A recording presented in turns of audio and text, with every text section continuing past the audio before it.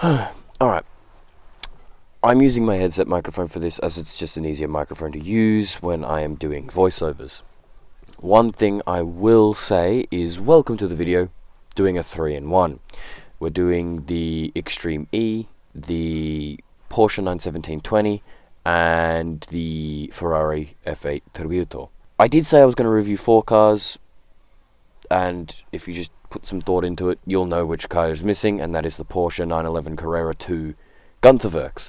I'm missing it because that car has exceeded my expectations a lot, and I'm quite happy with it, to be honest. Other than that, I think that I should give you a heads up. OBS did not save my settings to record using multiple audio tracks, which meant only my microphone got picked up. Obviously, when I check OBS while it's recording, I can see that the Forza audio is working. Yay, we're all good. So I didn't bother to check, which means that's my fault. And that's where it comes to a 50-50 between OBS being stupid and me not bothering to check.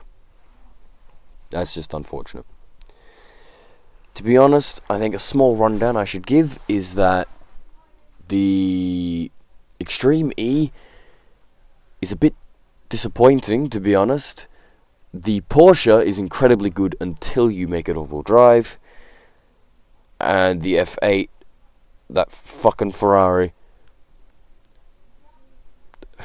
speechless. With that said, let's jump on in, starting with the Extreme E. What is an Extreme E car? Well, the Extreme E car is a fully electric SUV designed for off-road racing. It is named the Odyssey 21. It uses tyres produced by Continental. The batteries and the electric motors put together allow this car to achieve the equivalent of 630 horsepower, 470 kilowatts for metric users like myself. And they've all been provided with an identical battery that has 54 kilowatts an hour. Couldn't tell you how long it lasts though I can imagine not very long. When testing any vehicle, you need a race to test it with, and personally I have decided to choose Ribeira Rocosa Cross Country. Personally, I think it is a very good cross-country track that allows you to really test a vehicle's performance metrics for off-roading, as it has good terrain and good amounts of jumps to really test the suspension, and the corners can be rough to test grip and weight distribution.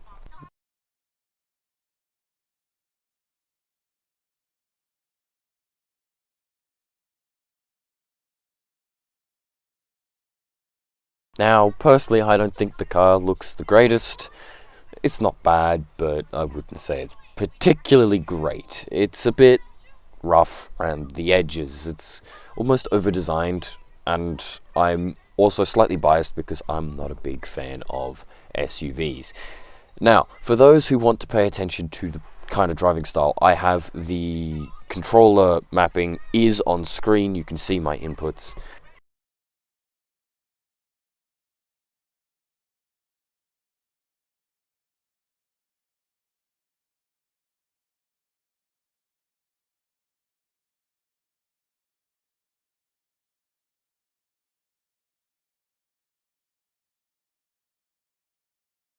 Now, because it is storm season, it is raining. Now, being an electric car, you can kind of floor it at the beginning, especially a car with only one gear like this one, and it can only have one gear. That is why I floored it on launch. It has 0 wheel spin. Here, however, you can kind of see its weight. I try to counter steer its spin out, and it oversteers during said counter steer. It acts rear heavy despite being 50-50.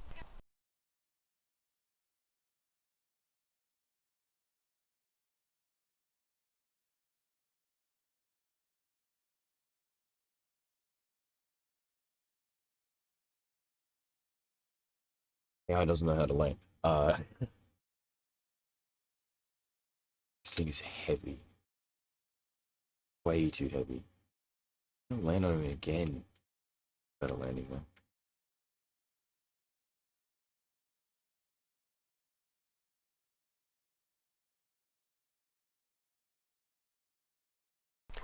Something I can note that a lot of people may have noticed if they've been trying to pay attention to the vehicle's performance, it absorbs landings really, really well. This car is incredibly good at that.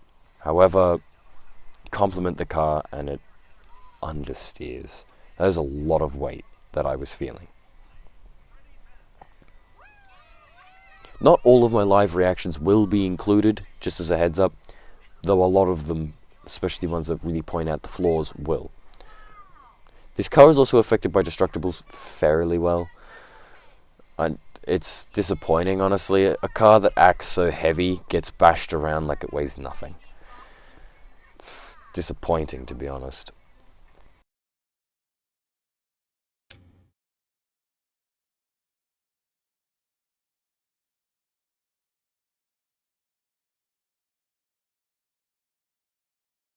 Here we take the jump. And it lands it and does not lose that much speed. Does absorb landings though.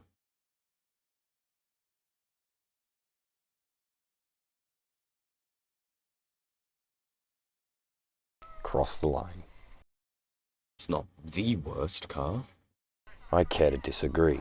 Now, I thought I'd make this clear while I'm here. This is the second day of editing, and whatever I am sick with has gotten worse.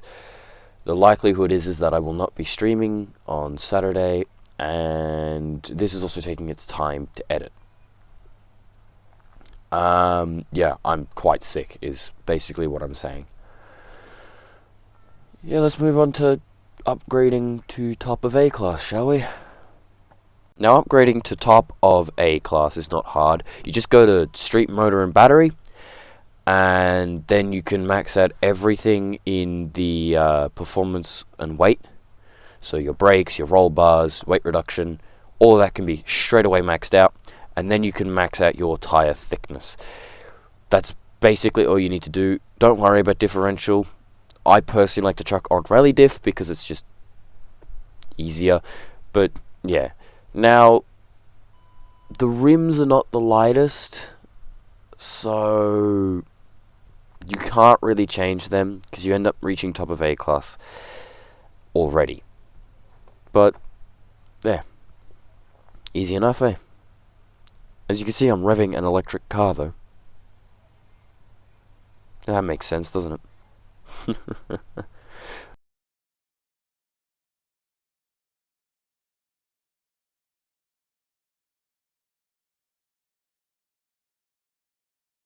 In the tuning menu, I'd say just set it to the highest speed that you can get from the graph, which for me was 295, if I'm not mistaken. You'll see in a bit.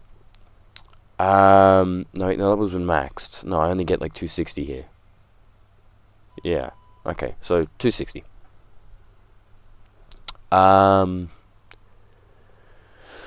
Yeah, I like to increase camber to 1 degree. Now, I will say this right now. You do get an effect from modified camber and caster, even if you can't actually see it, because the car's positive camber is so extreme. It does have an effect. So don't set it to 5 degrees thinking, yeah, no, I've got way too much positive camber, this will counter it, because that's actually going to make the car turn a lot. It'll affect the handling a lot, so don't bother. Differential is whatever. I won't go into detail in upgrading or tuning because I don't need to. It's not that hard. And ahead of time, no, none of these tunes were uploaded. So no, you can't get any of them. If that's something you want, mention it in the comments below.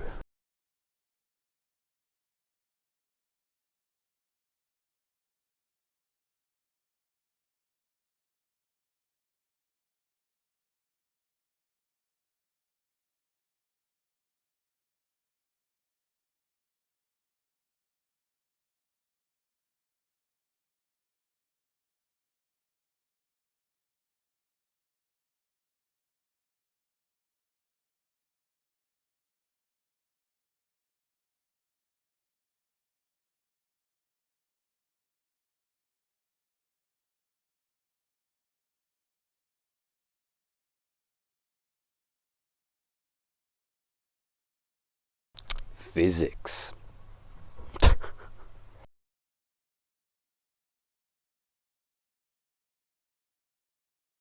Starting the race back at Ribera Rocosa. As you can see, I'm full throttle on the launch. Even in A-Class, there is no wheel spin to this vehicle. I do hit this T100 unfortunately, but that's just AI, you can see it weaving. Now, I kind of struggle with a bit of counter steering, understeer, and then oversteer from that, which kind of throws me off. I have to rewind because of it, but yeah. Now, the car is technically 50-50 on its weight displacement, but it doesn't feel like that at all. Its rear end is really easy to swing out.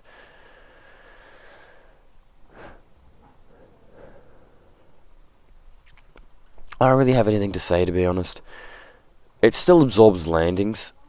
Its suspension is genuinely just that good. Surprisingly as well, this is why I think it's not actually on off-road race tires. It seems to actually handle wet sand really, really well, which is something that does not actually always happen. I can't English. Now, I try to do a maneuver here. You'll see me try and do it in S1. It didn't work because the car's too heavy.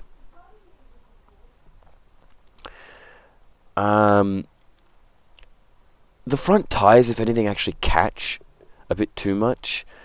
So if you really want an easier time but suffer from more understeer, you can probably thin the front tires a bit.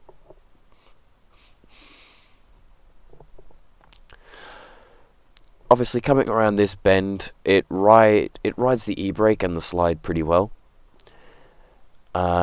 This car is nearly always full throttle, however, which is very interesting. Even in corners, you don't really need to throttle control this vehicle. Most all-wheel drive vehicles you don't, but off-road you kind of need to balance your revs. Something I've noted is that the electric engine in this, being an electric engine, tries to match the wheel's rotational speed with its own revs, which turns it into a decent car. We're live for this one. As you can imagine, getting this thing to its highest rating, which is, I think, 971, if I'm not mistaken. 871, sorry. Yeah, it's not hard. You just max the vehicle out. You can get lighter rims. You can get these ones to make it quick and easy. Don't know why I went back into tires. Very simple. Drivetrain, just leave it the way it was. And now just in here, it's all the same. So no. That is the best you can get. 860. Middle of S1. I'm just speechless, sorry. I did Alt-Tab, but I'm speechless. Now, when it's in S1, personally, yeah, you're just going to have to change this a bit more. And I like to set it to the max speed, at least as fast as I can push it to. It says 316, but I don't know what planet Forza lives on. It ain't going to 316. Which is the bad thing about this car, as I will explain later. Now, I will mention the camber here right now. This does change things, believe it or not. Yes, the car rides on effectively positive camber due to its suspension, but it does have an effect, and a pretty major one. I've seen people set it to 5 degrees of camber just to try and counter the positive camber without it countering and then complaining about the car. It's not a great car, granted, I agree with that, but this is just that. Any roll bars and everything, I like to leave the tune mostly the same, except now that I'm in S1, I'm going to raise it up a bit. Just a bit. Not majorly, just a bit. This amount is purely up to you. Dampening, however, soften the rebound. This car is abysmal in S1. And here, literally, for me, differential is preference, but can be tuned for performance. So tune it to your preference of performance. But I like to set it back up to 70%, even more in the rear, because this thing is so rear heavy, it's not funny. So that is the tune for this vehicle. What I find really annoying, when you look at the weight displacement, it's 50%. So it's a 50-50 across the car. No.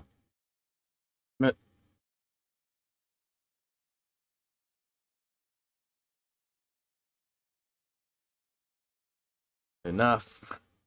Stop asking me. Christ almighty. Let's begin. S1! Yes, we did begin after that small little thing. I won't lie. I like racing on Expert because it's a fun AI. I can definitely beat Pro, but I really don't want to change it because I like this. This is fine to me. It's funny though.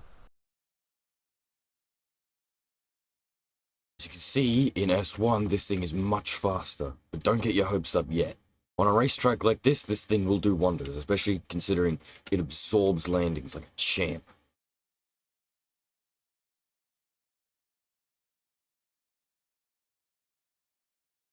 Still agree with my previous point though. Yes, I just went silent for my own little chat there. I agree, but, you know, ignore the button pressing of A. It doesn't do that, and that was really bad, actually. She cannot do that. I'll see if I can catch a clip of me doing that in my M5. Didn't happen in the M5. I did it in the Tacoma because I forgot I was supposed to do it in the M5. Yeah. To be honest, I'm gonna say this now. This car is good, but only to an extent. It's not that great, as you'll probably actually see in Titan. Yes, spoiler alert, there will be Titan. However, there will also be side-by-side footage of it compared to the Tacoma. And I'll be making comparisons on that note. Yeah, because the car is fine. It's just too heavy. It's electric. There's nothing you can really do about that. You can't make it multiple geared, so you don't get that control over your gears. It has a good amount of positives. There will be a pros, cons, and then a dive into the pros and cons as to and how I rank them. But yeah, no, the car's perfectly fine, but it's not great, to be honest. Yeah, that's all I can really say. What else am I supposed to say?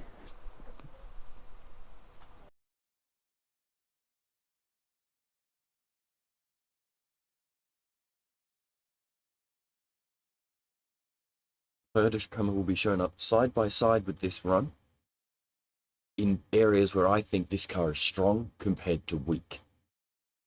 If it's weak, the Toyota Tacoma will be there. If it's strong, there will be no Tacoma. That's where I think this car's doing okay, or at level. For reference, my Toyota Tacoma is 3 PI points higher.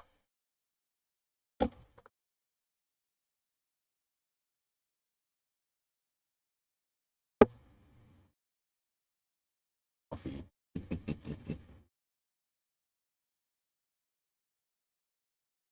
This car is terrible. My launch.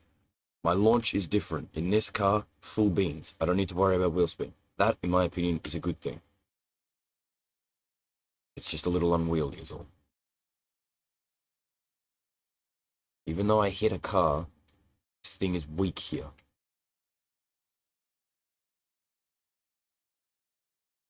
It is slow. It caps out very easily and very quickly.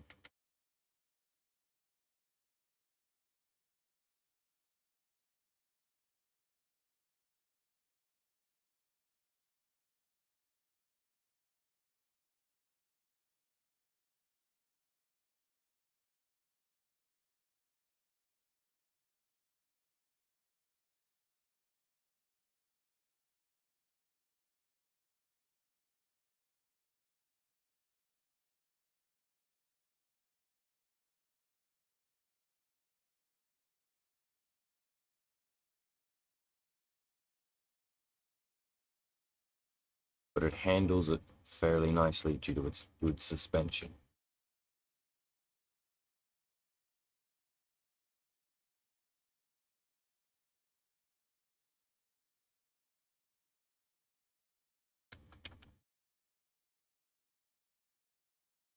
Went to downshift in a car that doesn't have any gear options. It's great.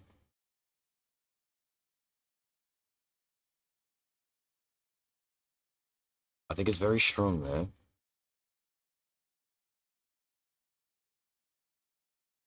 Oh god. expecting it to do so much. Tried to downshift again, and it's so heavy in the rear. Oh god, we're fishtailing. Okay, there we go. Pulled it back. Water bumps it does suffer from. And that's where I think it struggles most. For some reason, Destructibles killed this vehicle.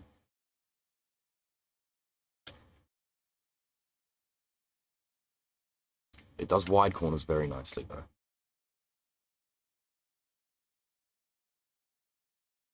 Just slowed down so much from a few fences. Oh, yep. That's its weight kicking in.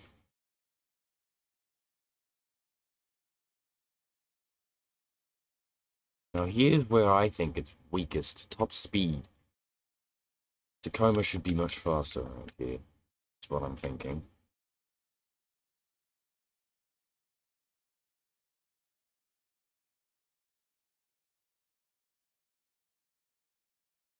Good thing those Destructibles are designed to weigh barely anything.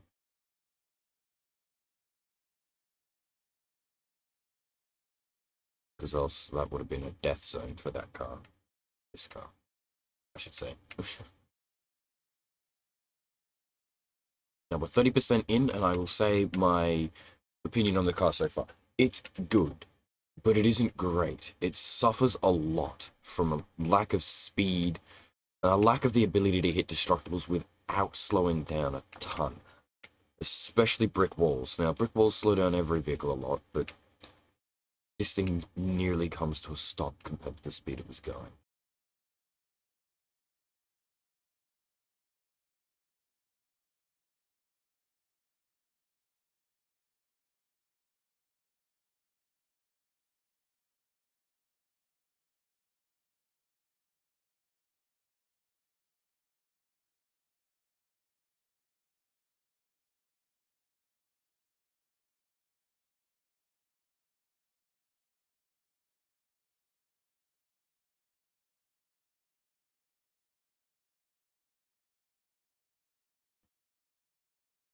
It also hates road, but I think anything with off-road races. Watch.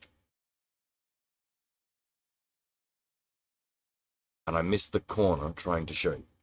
That is this vehicle in Destructibles.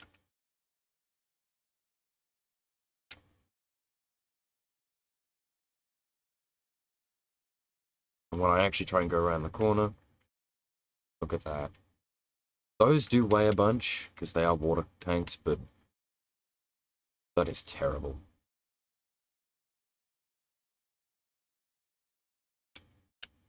Had to ride the e-brake just then. One thing I will give its tires some credit is that they underperform for the vehicle's weight, but when they catch grip, they catch. And they catch hard. It's almost unwieldy, because you're never used to it. It also has the electric engine instant torque that slowly wears off as it goes higher in the revs.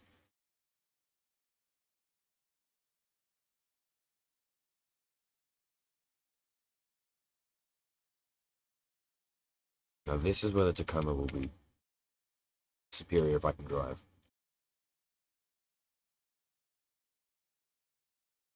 Why do you brake? Couldn't fix it. I'm rewinding for the sake of showing this car's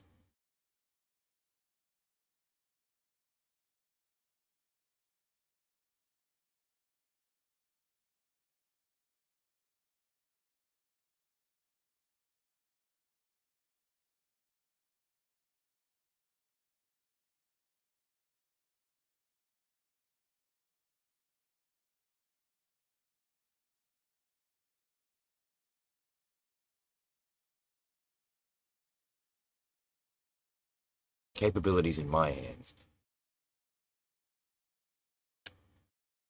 This thing absorbs landings. Having to have no power down was crucial for that jump. That jump kills a lot of vehicles that can take a landing. It includes this one. You take it at speed, not ready for the landing.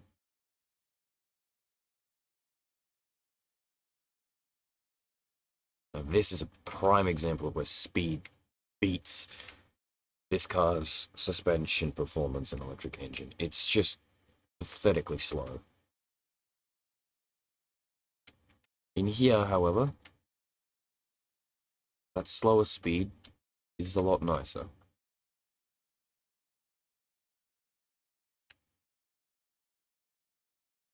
It's not a bad car, as I said, just isn't great. Now, we shouldn't slow down too much. We didn't. This thing absorbs landings.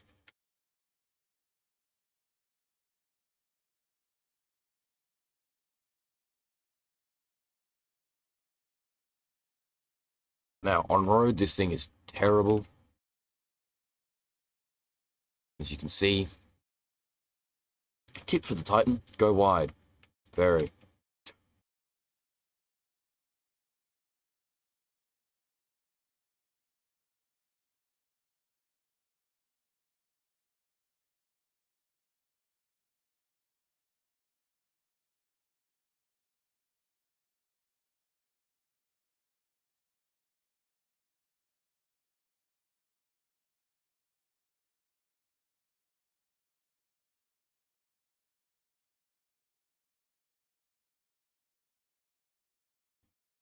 Checkpoint's right on the outside. Yeah, no, we couldn't save that.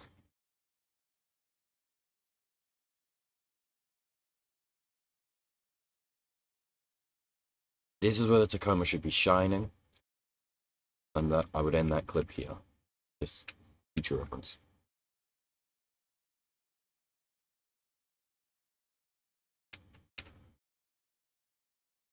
Honestly, it's not a bad car. Look at this. That's my problem. Speed, I have none of it.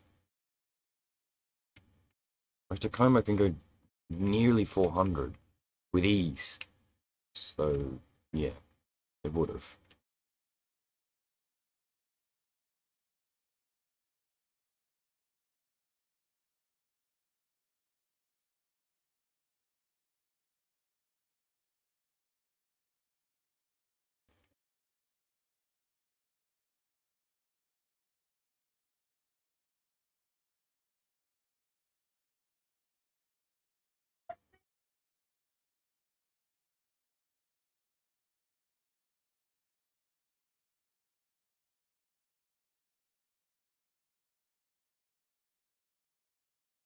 Let's just get rid of it. See what I wanted to say in post. That's quieter. A bit quieter now. What I wanted to say throughout all of that is that this car is incredibly heavy. Holy shit. It rides the e-brake fairly well, though. Oh, oversteer and then understeer. This thing has a lot of correction issues.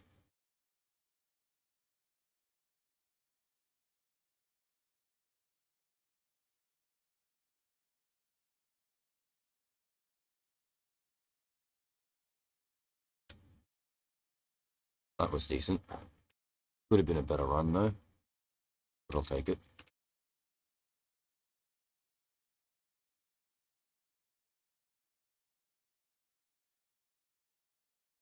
Yeah, we're getting some AI moments here, aren't we? Now, this final landing, it nosedives on, but it still takes the landing like a champ.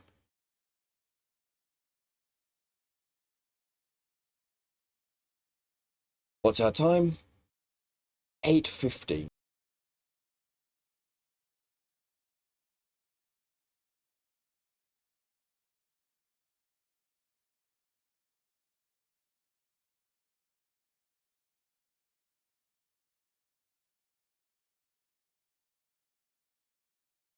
And that's the Extreme E done. Yeah, did a bunch of races, upgraded it, and I didn't test drifting. It doesn't even have drift suspension. You can't change the tires. No point. Honestly, the major pros and cons that I have to name are in the pros, it absorbs landings. It's fast when upgraded, but not in top speed. This makes it somewhat calm to drive in my opinion. The car has no speed across any track, but is incredibly torque strong. It is electric. This allows it to do off-road circuits pretty well. It has no wheel spin on an off-road launch. The suspension is really good. It's soft, and it lets you feel a bump or dip still when you're actually trying to go around corners, making it really comfortable to drive with. Because it's electric, it also tries to match the revs of its wheels fairly often, so that's another pro. And it has incredible acceleration for the weight, because it's a fairly heavy car, and it doesn't have that much power for an electric motor, but it still goes, and its tyres catch very hard. Its cons, however, are that it is very heavy. Technically it's a 50-50, but it feels way rearward. It oversteers when countersteering, as well as has the habit to understeer, making it pretty hard to do things. It struggles at really large maneuvers as well, as you saw from the hairpin. Its camber does affect its handling, though has very little, if any, visual effect, and this can confuse you. It's easy to fishtail. I've fishtailed it so many times. It only has forward and reverse. You cannot change that to have multiple forward gears. You're fucked. And destructibles heavily affect the vehicle. Its tyres also generally underperform, especially when the weight does transfer properly.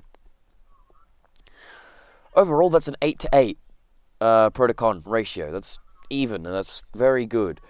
But I would not call this car perfect, and if I had to actually rate each pro versus con in points, I would rate using 1 as the lowest value out of the majors, and 3 as the most value. That way, you can get an idea of what I consider to be important. So, it absorbing landings, I'd rate as a 3. Reason for that being is that off-road racing, which is what it's for, has a lot of that, and bumps and dips technically affect that as well. It is fast when it's upgraded, as I mentioned, and this makes it somewhat calm. That I would give 2 points. It has no speed across tracks. It is electric, as I said. I'd only rate 1 for that one, because circuits are a part of the racing, but if you just know how to drive any car with off-road physics, it's completely irrelevant. The car does not have wheel spin on an off-road launch, as I said. That's a 3. Easy 3.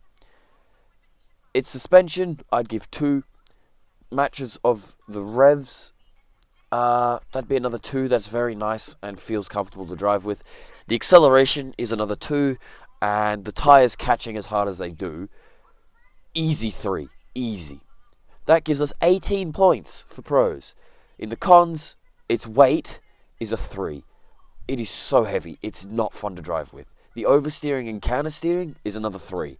That makes it really hard to just go around a corner, and when you start sliding, you're trying to countersteer, and you fishtail. Which brings me to the fishtailing, just to jump ahead. It's another 3. It struggles at large maneuvers. This is only if you really try to do them, and I'm going to say this now, don't do what I did. I do it for fun, because I can. Don't do it, it is slower. Just go around it like you normally would. That I'd rate as 2. Camber, having very little visual effect, thus being confusing, is only a 1 to me, as you should just know that it will have an effect. Ignore the visuals. Forza's not accurate 24/7, especially on visuals. The fact that it only has forward and reverse, there are no choices for multiple forward gears, 2. That can be annoying, especially for an off-road car. Destructibles is another 2, because, yeah, like, come on. You're doing cross-country, that's everywhere. The tyres underperforming is a 3. Just like them catching. I can't really tell you anything other than it's important. If they slide too much, you're fucked. That gives us 19. That gives us 18 to 19. It is biased towards the cons, but only just. Thus, my final rating, I'd have to say the car is a 7 out of 10. It's not bad, it's just not great. Which is unfortunate, because this car is pretty cool, I have to admit. It just heavily underperforms. and there's nothing we can really do about that, to be honest. So, what would I give as a recommendation for this car? Use it for the challenges. If you actually want to be competitive in S1 and A-Class, you can. It's not the worst, but I really wouldn't recommend it. Online racing, don't use it in S1. You will be run over complete. You will just, no competition. It will not be close. Not only are you middle of S1, you're also incredibly slow. Your acceleration is about average technically, and your grip won't do you any favors unless you're on a circuit. So, no luck. A-Class, it's actually not too bad, but I'd still probably say that there are going to be a lot of off-road vehicles that can completely dominate it. The Trailcat actually probably being one of them. So, yeah, be aware of that. In single player, it's great. It does really well, surprisingly. And it's pretty nice to drive. It's just a little weird. It really does require you to change your driving style to it. So, yeah. Other than that, though, I think it's not the worst car. Yeah. That moves us on to the Porsche 91720.